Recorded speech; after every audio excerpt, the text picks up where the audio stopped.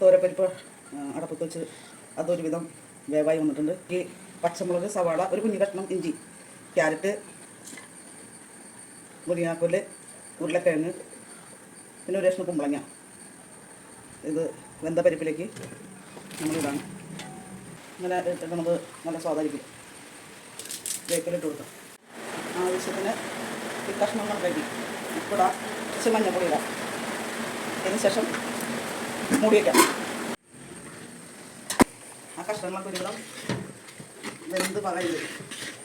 അതിലേക്ക് നമ്മുടെ സ്വന്തം വഴുതനങ്ങയും തക്കാളിയും വെണ്ടയ്ക്കയും അതിനകത്തേക്ക് ചേർക്കണം. നിങ്ങൾ വെന്തിട്ടുണ്ട്, നല്ല വെന്ത് പാകമായിട്ടുണ്ട്. അപ്പം അതിനകത്തേക്ക് ഞാൻ ഉപയോഗിക്കുന്നത് ഈസ്റ്റേൺ സാമ്പാർ പൊടിയാണ്.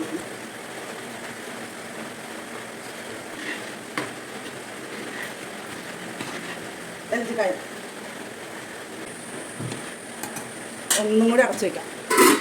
ചീഞ്ചട്ടി അടപ്പത്ത് വെച്ച് നമ്മൾ ചീഞ്ചട്ടിയിൽ കുറച്ച് വെളിച്ചെണ്ണ വെച്ചു. അത് കഴിഞ്ഞാൽ പിന്നെ കടുകിടുന്നു. കടുക് പൊട്ടി വന്നുണ്ട്. അതിനകത്തേക്ക് പട്ടൽമുളകും വേപ്പില. സാമ്പാർ പാകമായിട്ടുണ്ട്.